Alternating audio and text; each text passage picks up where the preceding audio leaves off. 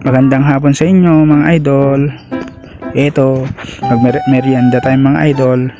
Ang merienda natin ngayon ay singkamas with asin and suka. Ang sarap guys. Yan yung napagtripan namin kainin ni Mrs. Binili pa namin last Sunday nung namalengke kami guys.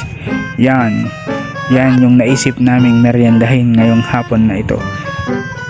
Kain pala tayo guys.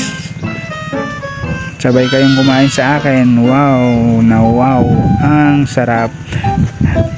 Mahilig kasi tayo ng maasim guys. Kaya yan, minsan bibili ako ng mga prutas na maasim. Kung ano man yung makikita ko doon sa palengke, yun yung kung magkikrave ako o magkikrave kami ni Mrs. na yun yung bibilhin namin na prutas, yun ang binibili namin para pag may time kami na kumakain kami ng mangga or ganyan, singkamas ngayon yung napagtripan namin. Kaya yan, parang ako lang kumakain dyan pero kumakain din si Mrs. Mahihain lang din kasi nakagaya ko. Wow. yan yung itsura niya guys. Kain tayo ulit guys. Thank you for watching sa inyong lahat.